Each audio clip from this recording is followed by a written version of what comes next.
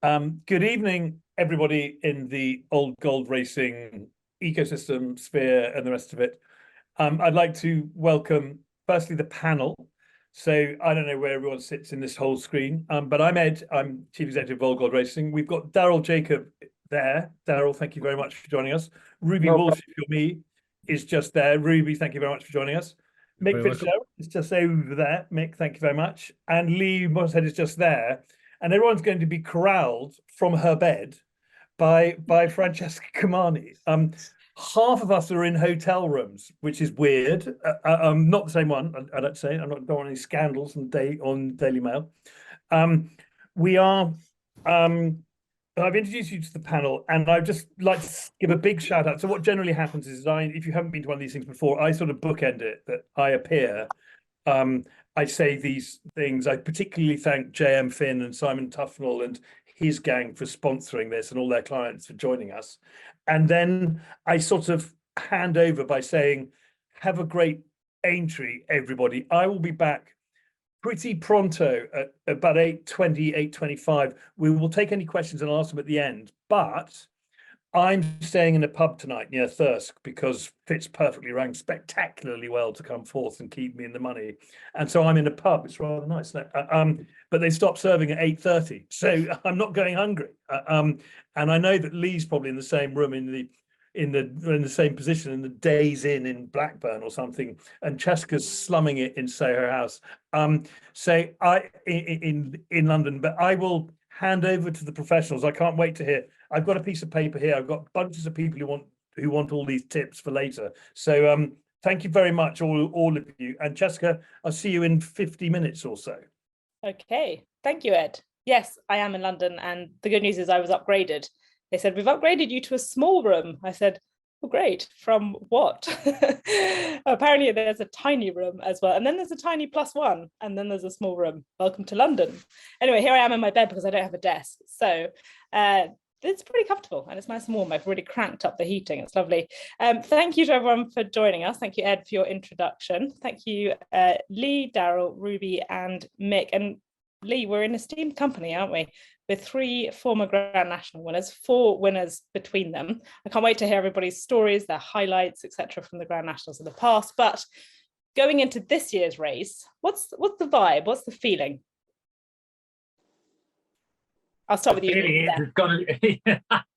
Sorry, I went with Lee and then I rambled, and now I want to go back to Lee. That's right. Yeah, I think the feeling, Jessica, is that there is tremendous excitement. There's always tremendous excitement. Right from when I was a kid, Grand National Day has been the best day of the year. My favourite moment every year was the start of Grand National Grandstand and seeing Des Lynam introduce a programme from Aintree. It was thrilling then. I still get thrilled by it now.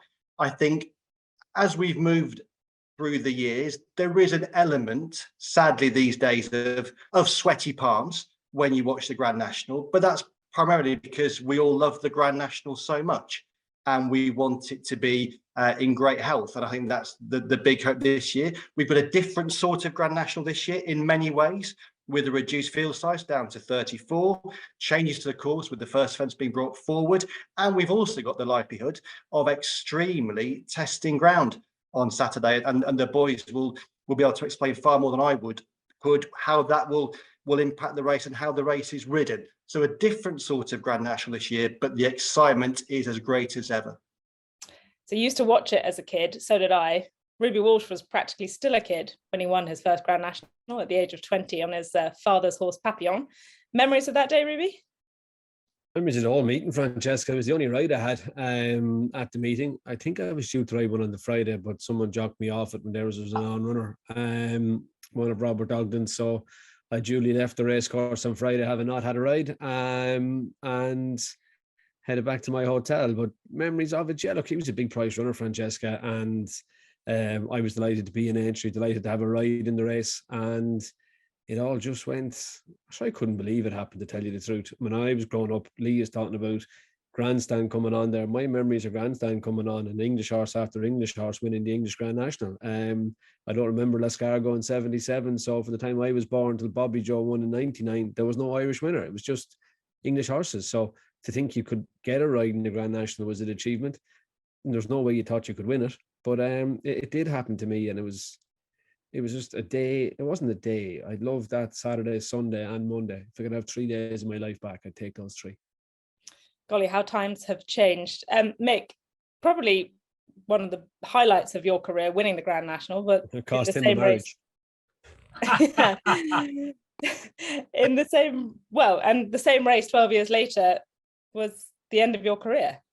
Yeah, I like to think of the former, not the latter. Whenever I think of the Grand National, I always think of the great day for me when I won it, because they'll never be able to take my name out of the history books. And that's one of the great things about being a national winner. And it's one of those races that it kind of transcends sport a little bit, because people who know nothing about horse racing, they don't ask you, have you won the Derby, or have you won the Leger, or have you won the Champion Hurdle? They ask you, have you won the National? And it is that kind of race. It'll be on the back pages of every newspaper on Sunday morning. And, you know, we're all hoping that it's for the right reasons. And for me, it was riding a favourite in the race. I, you know, blissfully unaware of the pressure. I was just excited to be riding a horse with a chance in the race. And it is those, like Lee was talking about, grandstand. I can remember those iconic pictures of Red Rome and the car driving alongside with the camera on top, taking those pictures of the horses galloping and jumping. And I can remember when I was riding Rough Quest in the race in 96, going to 4 out, 3 out, and thinking about those images and thinking, you know, I've only got 3 more to jump and I'll have got round in the National. And then suddenly it's like you click into action. You think, come on, wake up. You know you've got a job to do here. And, you know, and it's amazing. Like, you get wrapped up in the whole occasion. I love the fact that your brain has time to wander whilst facing some of the most enormous fences, going at high speed with 39 other horses around you, just kind of daydreaming. No, back in the room, Mick. I love that. Daryl, no Grand National for you this year. How are you feeling? It's going to be very strange. Obviously, going up to Aintree and going up there for the 3 days and going to do a little bit of work and stuff like that. But you know, not going up there to ride this year through an injury is very, very disappointing for me. It was a meeting that I absolutely love. I've been very, very lucky. I've had some wonderful moments, you know, for Paul Nichols and also for Simon and Isaac up there. So to go up there this year, it's going to be very, very difficult for me, and very, very different. But look, we'll go up there for a different reason, and we'll try and enjoy the meeting. Where does the win on Neptune Collonges in 2020, where does it sit in your greatest moments in the saddle? That's just like what Ruby and what Fitz are saying there. It's right up there with the very, very top. You're in the history books. It was unbelievable. I remember the first ride. I was a young claimer, get my first ride in the race on a horse called Filson Run for Nick Williams. He was 100-to-1 shot. It was my first ride in the race, and I just loved being there. The buzz and the whole weigh room, the feeling in the weigh room was just, it was so different to any other day. And I remember I finished 4th on him that day at 100-to-1, and I just thought, this is a race I want to try and get a ride in every year. And you know, I've been very, very lucky throughout my career. I've ridden plenty of races, and you know, but to win on Neptune Collonges that day was absolutely spectacular. He was an older horse. He was carrying 11 stone 6, and you know, to win by a nose, you know, in a titanic battle. I mean, Ruby would know, and also Fitzy. Actually, both of them have ridden Neptune Collonges in their previous in his career, and he was a wonderful horse, and it was a very, very athletic horse and a very brave horse, and he needed to be that day. Because it was since 2012, right, that we had changes to the Grand National, modifying the fences, making it safer. And then, like Lee said at the start of the show, we've had changes again since last year. But what's it like in the weighing room now, heading out to ride in a Grand National? Because I imagine back in the day, there was quite a lot of nervous anticipation, a bit of fear about what you're going to face. Is it the same now? Yeah, it is to obviously to a certain extent. I mean, you know, there is a lot of characters in the weigh room, and a lot of them go quiet, and a lot of them get very loud. But it is different. It's a unique weigh room that day, and it's a very, very special place to be in the weigh room on Grand National Day. And Mick and Ruby, what was it like last year with all the Animal Rising, the delays, etc., etc.? We've heard this year that they're not going to be there, but Nevin Truesdale said don't take that as a guarantee. Is the ITV team prepared? Go to Ruby. It was okay for me, Francesca. I was in a truck in the car park. I That's was true. watching it all going on. I wasn't in the parade ring or standing on the roof of the grandstand having to deal with the reaction, and it was very surreal last year. But I did get to witness some incredible images of the people of Liverpool fighting for their race. To watch what I could watch on the cameras that weren't being shown to the general public. I saw a few fair sights, and there was a couple of people that were standing up for Liverpool that I'd like to have on my side if I was in a scrap, shall we say. But yeah, look, it was very, it was awkward. It was unprecedented. It was ugly at times. I think it created a very raucous, hostile atmosphere. You could feel it even for where I was, and maybe coming through all the cameras. But when the horses did go out on the track eventually and went to line up with the arena that Aintree have built just past the winning post, the cacophony of noise off the stand, it was tense, and it was almost like the crowd were willing the race to start to protect their race, and that's what it means to the people of Liverpool, and it is their race. And it was great that the race was run. I do believe that we live in a democracy and people are entitled to protest, but they're entitled to protest in a peaceful manner. They're in no way entitled to do what they did, and I hope they are prosecuted down the line for their actions. And like Lee said at the beginning, there is an element of watching it through your fingers. Is that the right expression? Watching it through. At times maybe, but no, I think if you're watching it through your fingers, are you proud of the race? I think you should be proud of the race. I've never watched it through my fingers. I think it's a huge part of horse racing.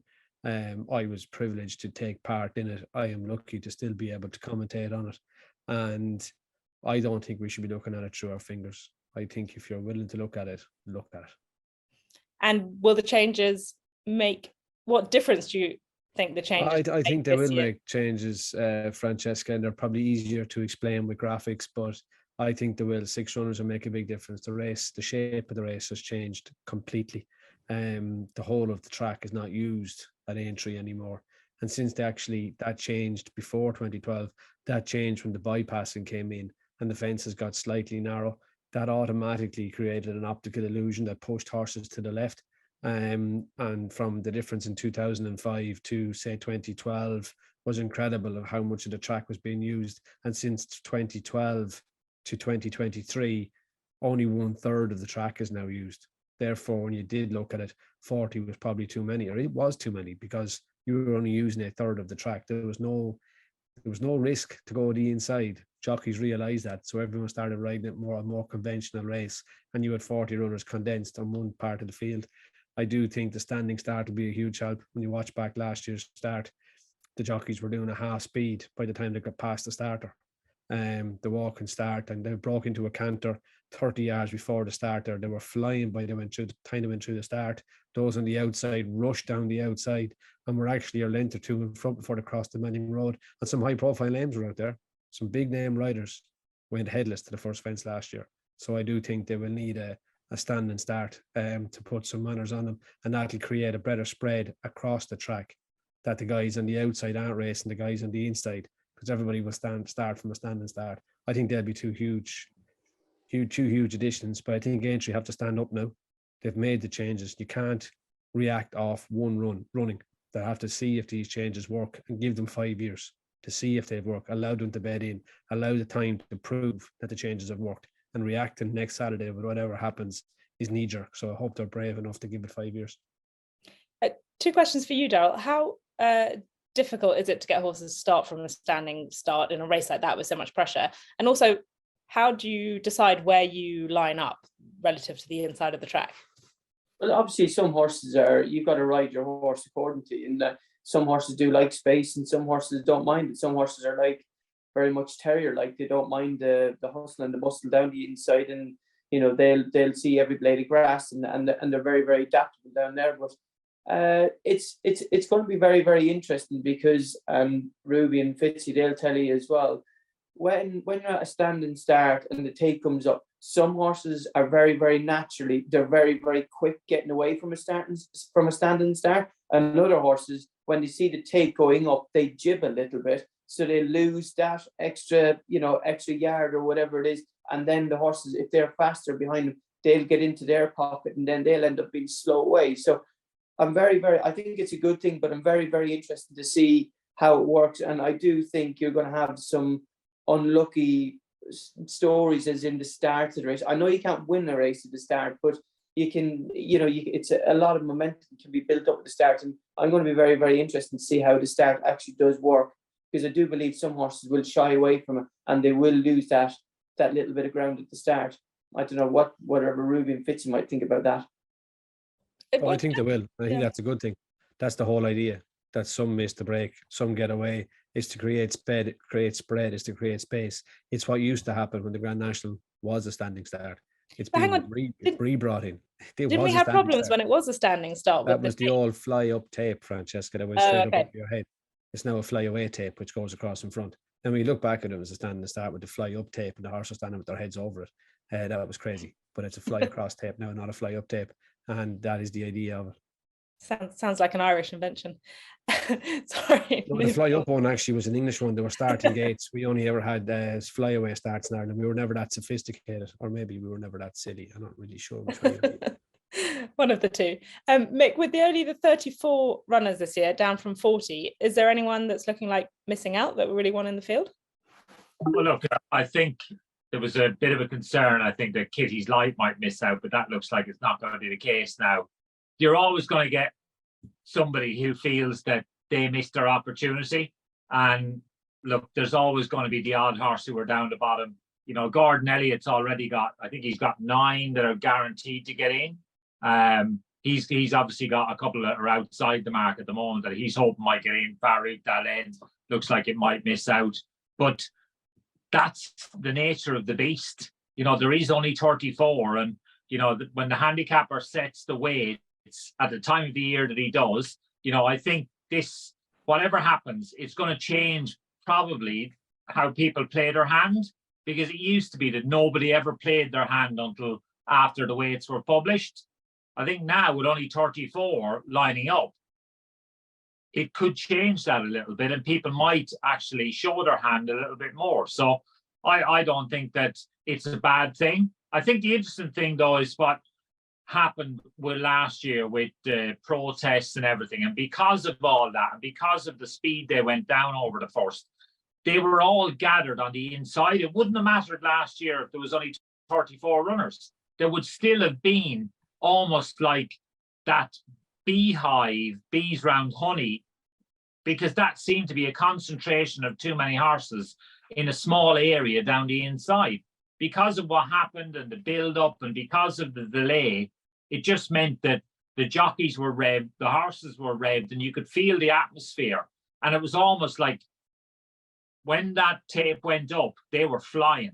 And it was almost like reason went out the window. Because if you see the overhead shots of what last year's race, there's so many horses in too small an area.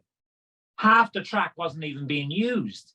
And I think the standing start, like you've already said, some horses aren't going to enjoy it and some will be slow away. But because of that, the jockeys will spread out and use the whole track to try and get a good start. That will even out the whole field. And it should actually make it for a better race to ride in. The key then is to try and follow the right horses. We all as jockeys have horses that you have marked and you'll say, I'm not following that. I'm not following that. I want to be behind that. I want to be behind that. And very often in a national, something can make a mistake in front of you, balk you. And it is about survival for the first few fences. And then you find your rhythm. But the first few fences are always going to be key. Okay. And Lee, in recent years, especially, we've been treated to some fabulous storylines. Tiger Roll going back to back, Noble Yates winning with Sam Willie Cohen on his last ride, Rachel Blackmore, and last year, Korak Rambler was a very popular winner. What are the big storylines going into this year's race? I think there are always big stories, Jessica. You doing my job, you go into a into a Grand National, sat in the press room on the Saturday morning, and it's the one race in a year where I'll start to try and map out potential intros to my piece, because there are so many stories in there. It's very rare they come off. I think one recent years, Rachel Blackmore winning the National, right, had an intro penned, knowing that was a big possibility. And I think, again, this year, if you go through the field, Corach Rambler, as you say, would be a fantastic story. A dual winner for tremendously popular connections. Kitty's Light would be the best story in the race. Were he able to win? Because we all know what Christian Williams and his family and daughter Betsy have been going through, and there'll be huge public support for him. But you dig into the race, there are lots of potential stories.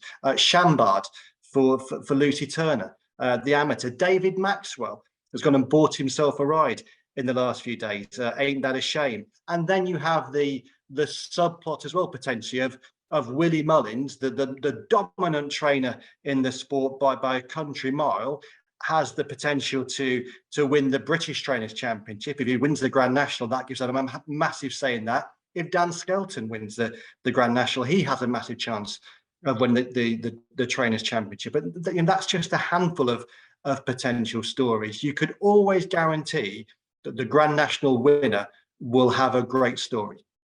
I suppose it's incumbent on us to tell the stories, isn't it, in the lead up? You in the papers, Ruby, Mick, well, I'm not doing the Grand National, but on the telly as well, because every horse does have a story, the owners as well, the trainers, jockeys, grooms, everyone behind it. From your perspective, Daryl, do we do a good enough job at that on the telly? Yeah, it's look, it's a great publicity, and like you say, it's the world's most famous race, isn't it? So no, I'll give you the thumbs up for that. You do well enough for that.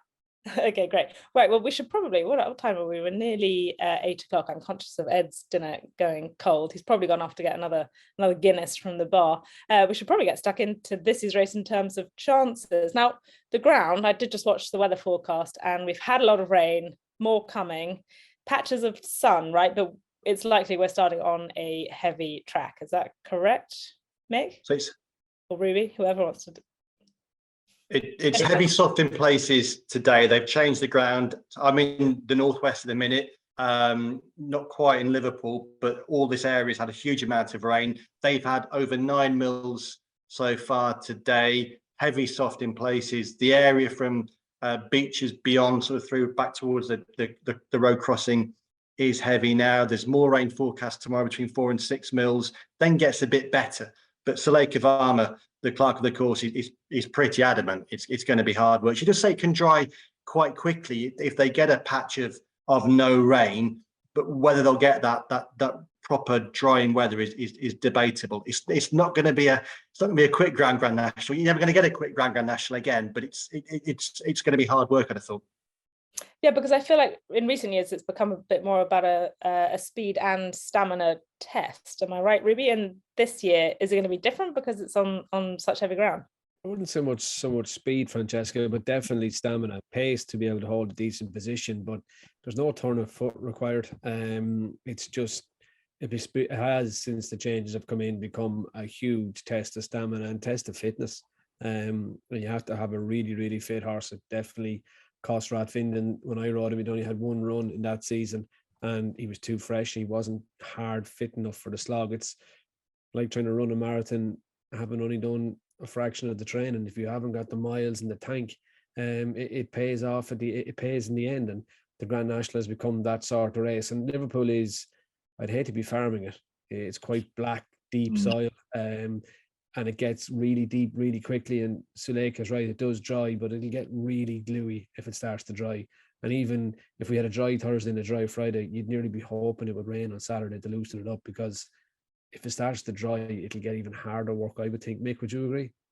Yeah, no, I would. I don't know if any of you remember the year that Red Marauder won the National. That was conditions like I think we've never seen. I know Ruby will remember that for different reasons, but you know, that sort of thing. I think this year's race, I think you could see it that by the time you get to the Canal Turn last time, there might only be a handful of horses that can win the race, because everybody will say, oh, go steady, ride them conservatively, save a bit for the end.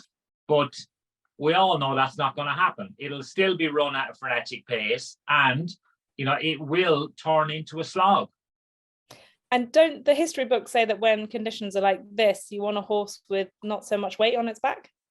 Yeah, that's what it says, isn't it? Do we agree? Yes. Okay. What you could end up with, though, is entertainment, because if you get a slow Grand National, and as Mick says, when they get back down to Beechers, Finehaven, second time, and you get a few tired ones at the front end, doesn't take much for a horse to refuse an entry. And Canal Term second time, Finehaven second time, even the Valentines, you could get a pile up with a Grand National like this on really slow ground, which would add to the entertainment and the thrill of a Grand National. Says Ruby with a big grin on his face.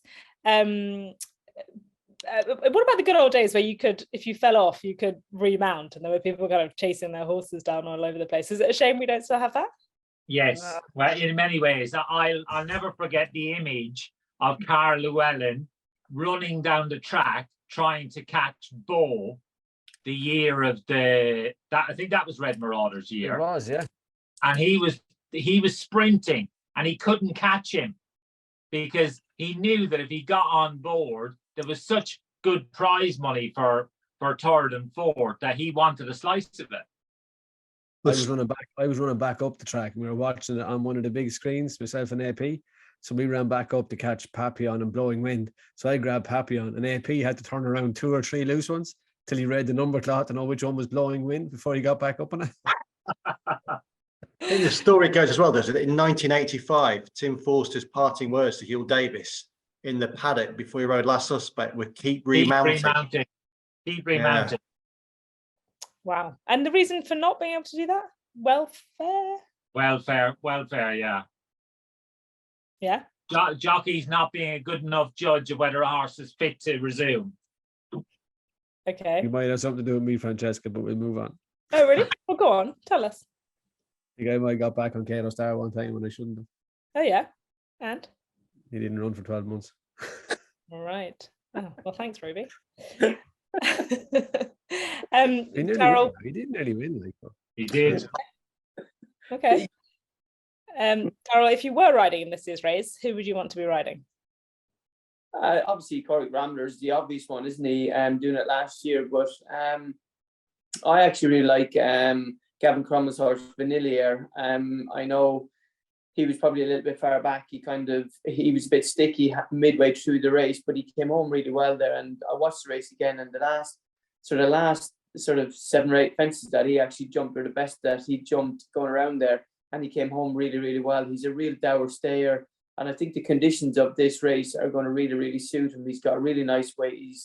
He's got really nice weight in the race, and he's been mapped out for this race. I know he obviously has to find form with Maximus on their Fairy House run, but I thought that was a really pleasing performance, and he's been mapped out for this race this year. And I'm good friends with Sean Flanagan. I stay with him a lot over in Ireland when I'm over there, and he's really, really sweetened his chances. He thinks he's in great form. He schooled him over the fences there the other day, and he absolutely pinged over him, and he's ready to run for his life. And is Corach Rambler the favourite at the moment because people know who he is? He's a popular winner last year. People want to see him do it again. Or do you think he's got solid credentials to win it, Mick? But watching the race back last year, I think I only caught the last closing stages, and he looks a tricky kind of customer. He kind of puts his head in the air. He looks like he's not really trying. I mean, at the end of a Grand National, that's bizarre. But what do you make of his races in between, and how do they bode for his chances this year? Oh, he's a good horse, Francesca. Any horse that wins twice at the Cheltenham Festival and then goes on and finishes third in the Gold Cup. The Gold Cup is the best trial because they're the best horses in the land running, and he's finished third. The only worry is he had a hard race to be third in the Gold Cup, and the only concern that you'd have in the back of your mind is, has that left a mark on him? That's the only concern I'd have. He's the best horse. He'll be ridden to weave his way through them. He was in front a mile too soon last year. Like he could have won last year on the bridle. That's how easy he was going. But obviously he is a bit of a tricky customer then when he hits the front. He pulls up a little bit, but there's no doubt he's the horse, even with extra weight this year. He's still the horse, but the worry is how much of a mark is that Gold Cup left? That's the only concern. Okay. Ruby, spin us through the Irish chances. Spin you through the I whole mean, race. how many are there to begin with? Just remind us. What's it About gonna There's be? only 6 UK. Okay. Could it end up 28-8, 29-7, something crazy? 26-8, I reckon. Yeah. 26-8. And how many of them are Mullins? 7, I think. So Maximus is the same rating as Corrick Rambler. He beat Vanilla for 14 lengths at Fairyhouse in his last start, but he's mouth open. Could have beaten him 25 lengths. Similar weight conditions. Not a brilliant jumper, a bit like Corrick Rambler. He's a bit quirky, but he's a head of a good racehorse. Meeting on the Waters is a novice, runs off 147. He's the mount of Danny Mullins. He won the Paddy Power, won seated in the Leopardstown Chase, was third in the Ultima at Cheltenham. Probably a bit keen in the Ultima, but needs to stay. Vanillier, I'm not sure. Daryl fancy him. I thought he was careful at the fences last year. He'd bothered that about me. Panda Boy of Martin Brazel's. I think he's a great chance to be placed in 2 Paddy Powers, 10-6 on his back. A big chance. Mr. Incredible, unfortunately, only has the 1 run this season. I think you struggle when you don't have more than 1 run under your belt. I think most Grand National winners, actually Francesca, have ran at least 3 times in the season. I think you need that mileage in the clock. So that will put me off Mr. Incredible and Mahler Mission. Limerick Lace will be the first mare to win since Lee. Any idea? Oh no, what's the answer? I have no idea. Pitsy, you surely remember back in the 60s. Careful. I want to say 4-3, but no, I don't know.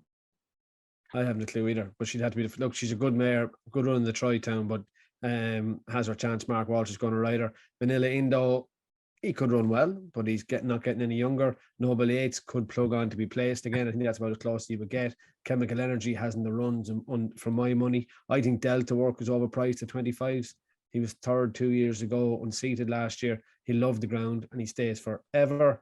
Cocoa Beach, Harry Cobden went far too fast on him last year, but he's been in good form this year. He could run okay. Adamantly Chosen, he's a social runner. I think Capadano's a big chance at 33s. He's had a much better prep this year. He came here last year off the back of 1 run at Goran Park behind Janadil. He travelled well for a long way before he eventually got tired and pulled up. He's had 4 runs this season, won the Cotswold Chase, was 4th in the Ryanair. I think he's a massive chance. Desert Moor House gets in, he has a squeak. Galvin wants better ground. Statler, like the yesteryears, Genguli wasn't good enough to win the Tayestes. Melina Girl will love having 10-5 in her back. She could have a chance. Roy Maj, he's a 12-year-old, but he's overpriced. He ran a blinding race last year, and he's been campaigned in France a bit this year as well. He jumps and stays forever, and he'd be a big winner for his trainer, Patrick Griffin. Ain't that a shame? David Maxwell has purchased. Didn't stay last year with Rachel Blackmore. Don't know how he's going to stay with David Maxwell. Conflated is too much weight. And I think we're out of Irish runners that are going to run then. Francesca Farrell couldn't have, neither could have Foxy Jacks. Janadel won't stay. Manila Crooners, it has been. The Goffer doesn't stay. Yeah, that's about it. So the pick 1951, Francesca, the last time a mare won. Yeah, I saw someone put that up. Thank you for helping us. Irish is, and the value bet of the Irish is. Capitano is one of them, and the other one is Capitano, Panda Boy. They're 2 with big chances, Francesca, I think, of the Irish horses. Panda Boy with the weight, Capitano for the class, and Galvin, I think, is the other one. Not Galvin, Delta Work. I just think on slow ground with age on his side, he'll be plugging away. I'm slightly worried about the lighting situation in Daryl's house. Has the sun gone down and the lights aren't on yet? Getting dark. It's getting dark. Sure is. That's usually what happens at 8:05. Yeah. Well, I know, a bit worried. He might be saving energy costs. Put some money in the meter, Daryl. Exactly. Not right at the moment. We're not earning any money at the moment. So yeah. Well, there we go. What are you doing at Aintree next week in terms of work?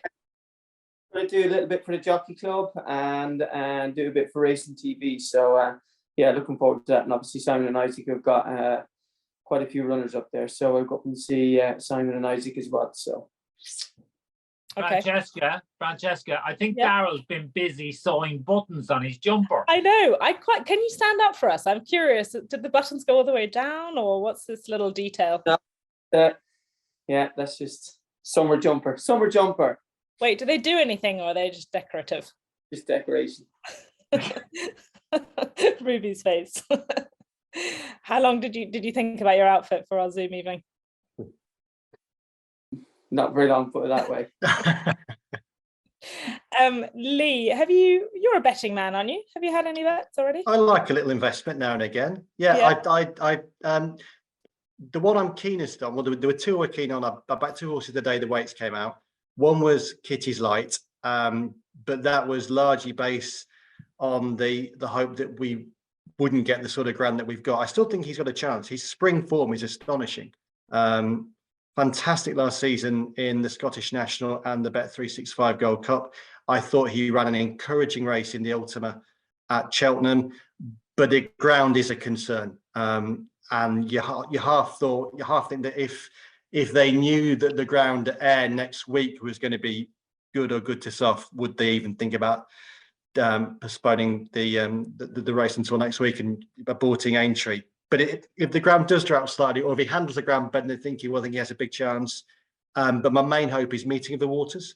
In some ways, I'm surprised that his price survived as long as it did, because at the National Weights event, Willie Mullins was pretty clear in saying that of his horses, he really fancied Meeting of the Waters.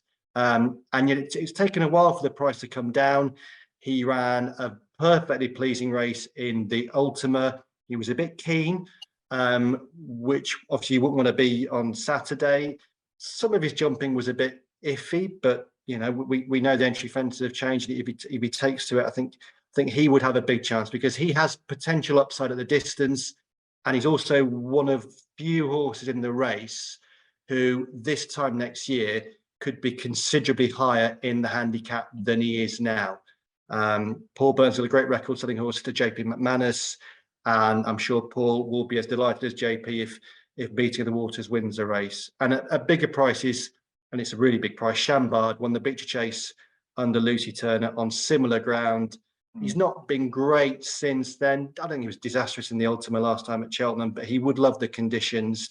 And Venetia Williams knows all about winning the Grand National with 100-1 shot. I like it. Mick, you're nodding in approval.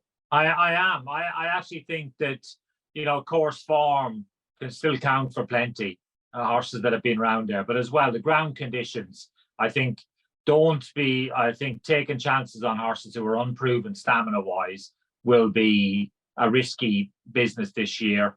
I really like Meeting of the Waters. I'm surprised, like Ruby has said, that Danny Mullins rides Meeting of the Waters. And Mark Walsh rides, I think, Limerick Lace. If that's the case, it must have been a tough decision for Mark Walsh, because I really think Meeting of the Waters he's a major player in here. And yeah, I think next year he'll be rated a lot higher than he is this year. Boys, you'd have more of an idea on this than I would do. Like Mick, I was really surprised that Mark was riding Limerick Lace and not Meeting of the Waters. Frank Berry, in his comments today, indicated that Mark had the choice of all the horses apart from Iron Maximus, who he seemed to suggest was going to be Paul's ride anyway. But would there be any way that the team might have suggested to Mark that, given Danny got on so well with Meeting of the Waters in the Paddy Power, that he should ride Limerick Lace? Or would Mark have had a clear shot without any influence? I'd say a clear shot without any influence. Now, knowing Mark, he would have asked Frank's opinion, but I would imagine, and JP's, but I would imagine he'd a clear shot on what he wanted to do. Probably was thinking Limerick Lace's run in the the Triton was a cracking run behind Cocoa Beach. And that was, and he'd have to say, since then, she has done nothing but improve. So she's 6 pounds higher than that Mark. She's 10.7 on her back. And I'd say they think she's a mare that's going the right direction. And that's probably why Mark came down on her side, because Mark didn't ride her in Cheltenham. He rode Dino Blue. Yeah. So he'd no reason to get back on her. Obviously, a 10.7 is too light for Keith Donoghue, and Keith Donoghue now rides Capadano. But I would imagine Mark had a clear shot. I wonder did he think Meeting of the Waters really stayed at Cheltenham? To me, at the top of the hill was only going to be one winner, and he didn't win. I think that's interesting, Ruby, because he obviously rode him at Cheltenham, and like you say, he didn't ride the mare. So, you know, that I always think that's a tough gig, because if you ride both at Cheltenham, you've got a real feel of how both of them have gone. Whereas if you haven't ridden one and you've ridden the other, you always think the one that got beat is worse than the one that won. Yeah, I know, but again, just it's a hard one, and look, thankfully, no one has yet figured out how to ride two in the one race, Mick. Because I'd be really envious if they ever do. So just to confirm before we move on, final selections: Vanillier for Daryl, Mick. I've forgotten already. Can I give my 4, Francesca? 4? Yeah, you've got to have international. This is not just your run-of-the-mill flat race. Okay, This Daryl, is you're allowed to national. put 3 more in there, so at least you can say- Okay, so I want Meeting of the Waters. I want Corrick Rambler. I want Noble Yates. Do you? Yes, I do, because even though he's got a lot of weight, he will stay, and that will count for an awful lot. They need to be able to stay, and he stays. And Panda Boy is the other one. I think the trainer is a very, very shrewd operator, and I think this horse has got very little weight. So I've kind of got the 11 stone plus covered with Noble Yates, and I've got the less than 11 stone covered with Meeting of the Waters and Panda Boy. Okay, and Panda Boy is one that Ruby's already mentioned. Yeah. So Panda Boy, Capodanno, Ruby? Capodanno, Panda Boy, Delta Work, and I think Gallia Delito. I thought she ran a cracking race in Warwick with 11 stone 12. I think she'll find it much, much easier with 10-7 on her back. Just say that one again for us. Gallia Delito. Okay. And Lee? How would you pronounce it, Fitzy? Am I near the right? You've done it. Francesca is the linguist. Well, I don't know. I need to have a look because I've actually. I think you'll be impressed with his pronunciation, Francesca. Will I? But the Yes. only thing, can I just correct Capodanno rather than Capodanno? Small. Sorry, I work on my accent. Do Yeah. you know what it means? I haven't a clue. New I year. know it means chestnut horse by Mandura. It means new year. Capodanno. There you go. Very good. One Is thing. it Italian? Is it Italian or French? It's Italian. Which was this? Gallia Delito. Yeah, Gallia Delito. Ooh, yeah. That'll test our commentators. What's that mean? No idea. Something French. Oh. And Lee, your final selections. No problems with pronunciation of these. Meeting of the Waters as the main hope, with Kitty's Light, big price outside of Chambard, and a saver on Corrick Rambler, because he could just still go and do it easily if he handles the ground. Daryl, do you want any more? No, I like Panda Boy. Delta Work, I really like him as a big price, and I don't know. Ruby, Murder Mission, would he come into the reckoning in this race or not? Daryl, I've gone against him for the simple reason that he's only had 2 starts. Wow. He improved considerably from his run at Carlisle to his run in Newbury, and he hasn't had a run since Newbury, which was 133 days ago. I just think without having 3 runs under your belt and the mileage in the tank, not for me. Okay, that's my opinion. And I'm going to go Noble Yates then instead of him. I was just interested to know what Ruby thought of him. That's all. Okay. Pretty sure Ruby said Noble Yates. He thinks too much weight. No chance. Well, he's one of those quirky type of horses, didn't he? But he's one of those things he'll just find his way. He'll drop out, but he'll come home again. And I don't know. Maybe he's a bigger price, and yeah, I don't know. But he does stay well. He does stay well, and he jumps around them fences well. And like you say, anything can happen in the Grand National at a bigger price. Mick, thanks for the tour of the house.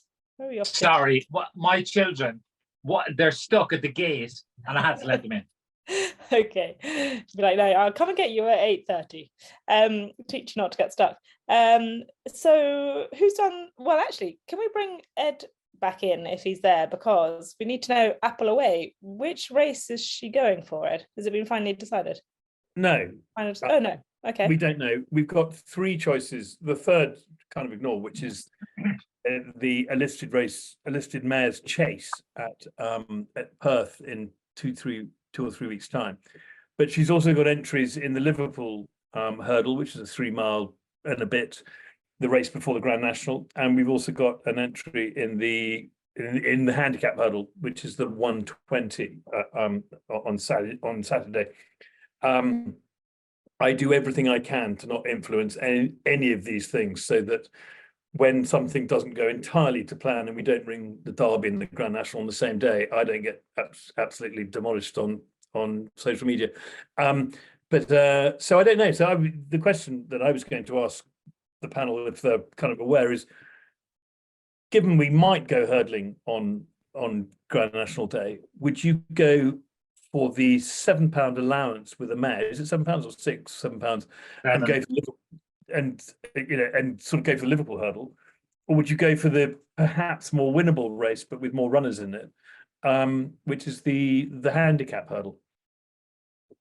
Not that we're trying to tell Lucinda and Scu what to do, but I'm just interested on what the thoughts might be.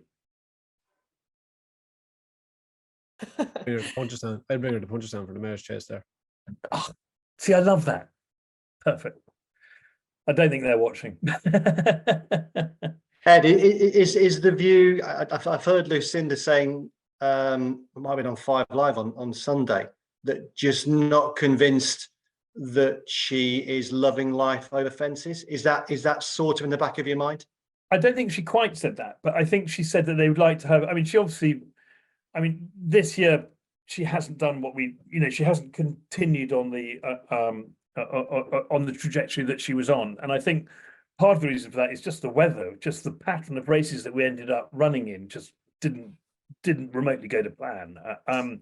And she did win that race at Leicester by 31 lengths, beating a horse which I think is now £10 higher than her in the handicap. So it gives an example of what she could do over fences. But I think giving her another good go over hurdles is very much on Lucinda and Peter's mind, and I'd be very happy. I mean, all we want to see her is to see her do well, and so we're sort of unfussed. But yes, I think that there is an idea, and there's certainly the view that she might skip between fences and hurdles.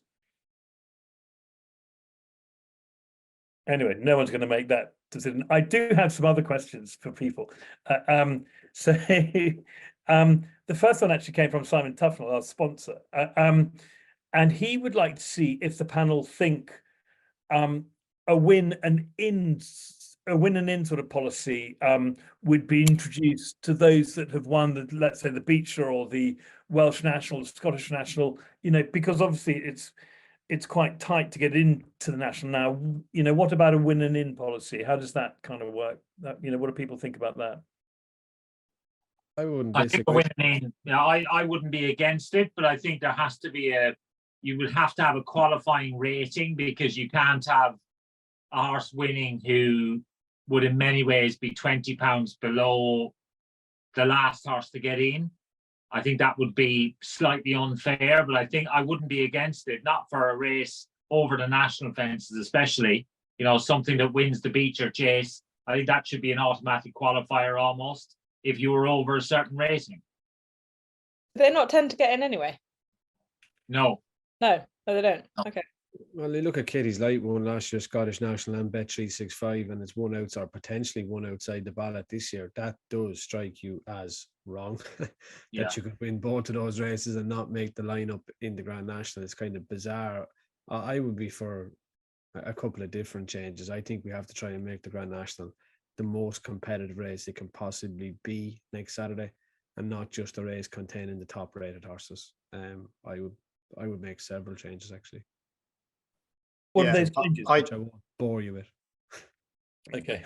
I think Ed, that's Ruby's made a really good point. And something I've written in the post in the past. I think the Grand National also have the best 34 runners on Grand National Day, and not in mid-February. It seems perverse to me that you close the handicap 2 months out from from the race. I know the old argument was always that if you didn't do that, then people wouldn't run their horses. But you can equally argue if you treated the Grand National as almost any other handicap, and the Bet365 Gold Cup is the only other race, only other handicap that has no penalties for winners subsequent to the ratings coming out. If you could close the handicap in February, but say that horses that win will get penalties, and if you did that, all the big races that follow the Grand National closing in mid-February would have added interest, because you'd be thinking, could that horse make his or her way into the Grand National field? It works with the Melbourne Cup, where horses can still get penalties after weights come out, and it adds to the interest in the race. It seems to me that blocking it off in mid-February kills a lot of potential storylines and stops some good horses getting in. I think the other thing that Melbourne does exceptionally well as well is it has no weight on historical form. So once the race is over, you have to go about requalifying. Like Absurd will have to be placed in a group race to get in this year, because he's unlikely to win another Ebor. Vauban will have to be placed in a group race again if he wants to go and run. Just because you did it last year doesn't mean you automatically getting in this year. And we have far too much weight on historical form in the Grand National. There are horses who were qualified for runs 3 years ago that have no form at the distance the last 3 years. You're thinking, how are they getting in? But they are. Interesting. A question from F. How much difference, if any, does soft to heavy ground make to riding, to as jockeys riding, or a style or tactics in a race? So how much difference does the going make to how a jockey might ride in the Grand National? Huge. Anyone? Huge. So, It's just the same as every sport. It's like trying to play tennis on a wet grass court. You don't play it the same way. It's huge. Like pace, tactics, everything is much more different.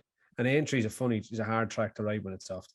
Watching the lads riding it in December, they got it arseways. There was one finisher in Novice Chase. They all went too fast. Aintree is a very deep track that you have to go slow on, and that's even on the Mile, not just the Grand National course. Thank you very much, Ruby. John Murray, I think probably the last question, and then we'll kind of wrap up. But I guess again to you all, is there a best handicapped horse in the Grand National this year? Is there one that's really got in under the handicappers' gaze? I think Meeting of the Waters is potentially one, Ruby, isn't it? Yeah, he potentially has. Potentially, I'm not certain. I would kind of got a little bit cold when Mark headed off the right Limerick Lace, Fitzy. Yeah, well, that's a major. I think if you're a Meeting of the Waters fan, and he was riding it, it would be a major plus. But I think, yeah, well, I just thought Meeting of the Waters is definitely one horse that he'd be on your short list if you were looking for ones to ride. I mean, we know that factually Correct Rambler is well in, because the handicappers put him up £3 since the Gold Cup. So he literally is well in, as he was last year. But you're right, Meeting of the Waters could be massively better than he's shown, as could I Maximus. Willie's spoken about him being a potential Gold Cup horse. Well, if he is, 159 in the Grand National, he's very attractive. What was John Joe's horse the year before last? It was £17, William. Cloth cap. Yeah. Theoretically, Didn't he burst? He didn't win a race since anyway. No, I think he started bleeding, didn't he? Never won another race. Oh, he did win another race. But... Was it Skew rode him that day? Yeah, Tom Skew, Trevor Hemming's horse, wasn't he? Yeah. The Hennessy, he won the Hennessy before that, wasn't it? won the Hennessy, yeah. Got £17 for winning a bike race in Kelso. Yeah. So I think last question to the entire each one of you. Only one choice. No ifs or buts. Just one choice each. Daryl. I'm writing these down. Got a pen here. Daryl, what's going to win the Grand National? I think Corey Gramler is the likelihood, but I really want Vanilla for Sean Flanagan to win it. So just Corey Rambler then. One each. Thank you, Daryl. Mick? Meeting of the Waters. Ruby? I will go Capodanno. Lee? Meeting of the Waters. Oh, cool. Here we go. Cheska? I know you're great too. I know you're great too. Come on, Francesca. Not a clue. Come on. You've got to pick. I'd like to see Cora Crumbler win it again. I guess Yeah. so would I. Thought we were going to get another rendition of the Italian Capodanno there. Capodanno. Capodanno. There you go. My dad will be thrilled if you can pronounce it properly. Look, guys, thank you very, very much for doing this, all of you. Lee, you look like you're from that. What's that film? That James Cameron film where they're all blue. Avatar. That one. You've gone Yeah, well, slightly bluer during the. It's the lighting in this Hampton by Hilton room off the M65 in Blackburn with a laptop sat on a Smeg fridge. I was freezing in my hotel room, so I cranked the heating up to 30 degrees, and now I'm really. You're peeling off and you're in bed. Yeah, I really need this to finish to crank the heating down again. Lee, thank you very much for joining us. Daryl, thank you very much for joining us. Thank you very much for being our second ever winning jockey too on Fair Part Suvla, who we bought out of the Lucinda Russell yard. So, you know, Yeah, these things are good memories. well, no, it was important, I tell you. It was fantastic. Ruby, your sound is unbelievable. So we're gonna just nick all your tech off you or something, because the rest of us sound really treble, and you're like this profound and knowledgeable. I know it's knowledgeable anyway, but this voice comes in it. So yeah, can we find all about that, please? Mick, I'll see you at Plumpton on Sunday. Much more important than anything that's going on between now and then. Absolutely. But anyway, I'll see you all soon. Thank you so much, Mick. And Cheska, thank you very much for corralling these great people. JM Finn, thank you very much once again for sponsoring us. And the people at Old Gold Racing who are twiddling all the dials and somehow making all this work. Thank you guys for all the effort that you put in. Hopefully I'll see lots of you at Aintree on Friday and Saturday. But once again, the panel, the sponsors and Old Gold Racing, thank you very, very much. You're very good. Cheers, thank you. Well done, Thank team. you. Bye-bye. Thank you, Francesca. Bye. Bye-bye. See you there. Bye.